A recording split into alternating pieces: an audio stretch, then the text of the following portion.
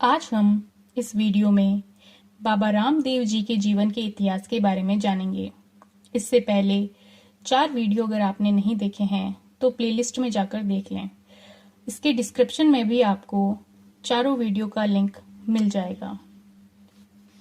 पिछले वीडियो में हमने जाना कि किस प्रकार बाबा रामदेव जी अपनी माता, पिता और दर्जी को अपना पर्चा देते हैं, अपना चमत्कार दिखाते हैं। आज हम किस प्रकार बाबा रामदेव जी भैरव का वध करते हैं उसके बारे में जानते हैं। किशोर अवस्था में ही जब रामदेव जी की उम्र सिर्फ 15 वर्ष की थी, तब उन्होंने अपने साथियों के साथ दोनों भाई विरमदेव जी तथा बाबा रामदेव जी गेंद खेलते खेलते बहुत दूर निकल गए।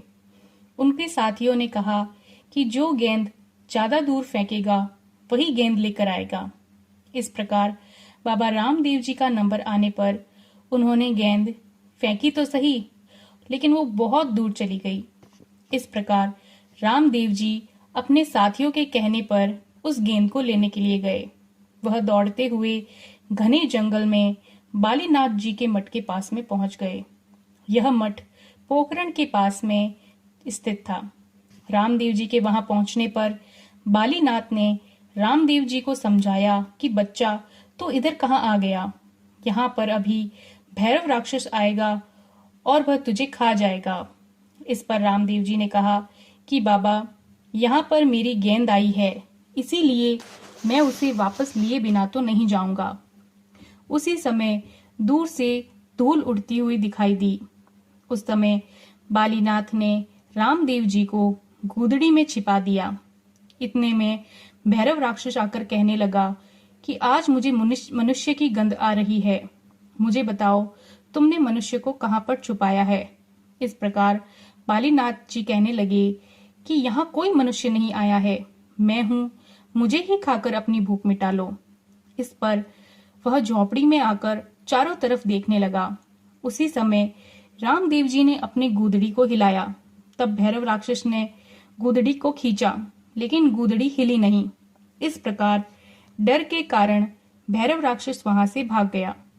इस पर बालीनाथ जी ने रामदेव जी को वहां से उठाया और उसे अपना शिष्य बनाकर कहा कि रामदेव जा और भैरव का संहार करके आ।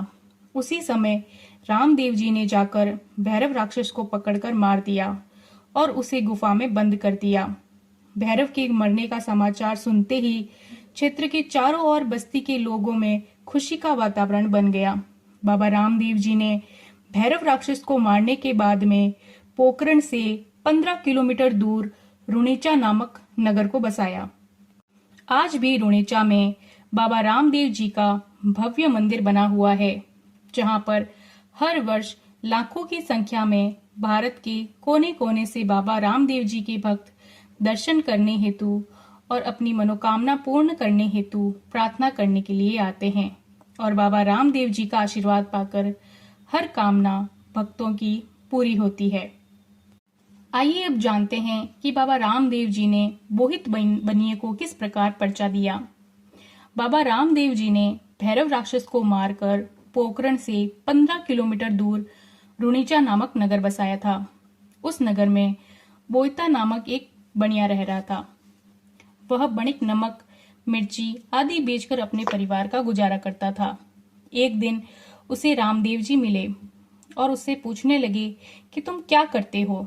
तब उसने कहा कि महाराज, थोड़ा बहुत किराने का सामान बेचकर अपने परिवार का गुजारा करता हूँ। तब रामदेव जी ने उसे समझाया कि तुम माल लेकर विदेश जाओ, जब तक तुम्हारे परिवार का गुजारा राज दरबार से होगा, और वापस आते समय एक मेरे लिए अच्छा सा उपहार लेते आना। इस प्रकार बणिक सारा सामान जहाज में लादकर विदेश चला गया। वहां उसने बहुत सारा धन कमाया। वापस आते समय रामदेव जी के लिए एक बहुमूल्य हार भी ले लिया। रास्ते में समुद्र में जोरदार तूफान आया। तब बोईता ने रामदेव जी को याद किया। उस समय रामदेव जी अपने भाई विरमदेव व खाती के साथ चौरस खेल रहे थे। उन्हें प्रेत सिद्धि द्वारा यह मालूम पड़ा। तब उन्होंने उसके जहाज को किनारे लगा दिया। इस पर मल्लाह व बनिया रामदेव जी की जय जयकार करने लगे। उधर विरमदेव जी आश्चर्यचकित रह गए कि बोयता नामक वणिक वापस रुणीचा आकर रामदेव जी का हार ढूंढने पर नहीं मिला। तो बणिये की पत्नी ने कहा कि आप बाबा रामदेव जी को सच सच कह देना और अन्य बहुमूल्य जवाहरात भेंट ले जाओ। इस प्रकार पत्नी के समझाने पर बनिया रामदेव जी के पास आया और उनसे विनती पूर्वक प्रार्थना करने लगा। तब रामदेव जी ने कहा कि मेरे लिए क्या लाए? तब वह कहने लगा, महाराज, मैं एक बहुमूल्य हार तो लाया था, लेकिन अब वह मिल नहीं रहा है। तब रामदेव जी ने अपनी जैकेट में से वो हार निकाला कि यह हार तो नहीं है कहीं। उस हार को देखकर बनिया रामदेव जी के चरणों में गिरकर स्तुति करने लगा। इस प्रकार बाबा रामदेव जी ने उसे क्षमा करते हुए कहा कि यही रुणीचे में रहकर जनता की सेवा करो। फिर बनिये ने बाबा रामदेव जी की आज्ञा से रुणीचे में एक बावड़ी बनवाने पर प्रभु कृपा से बावड़ी में अमृत तुल्य जल निकला।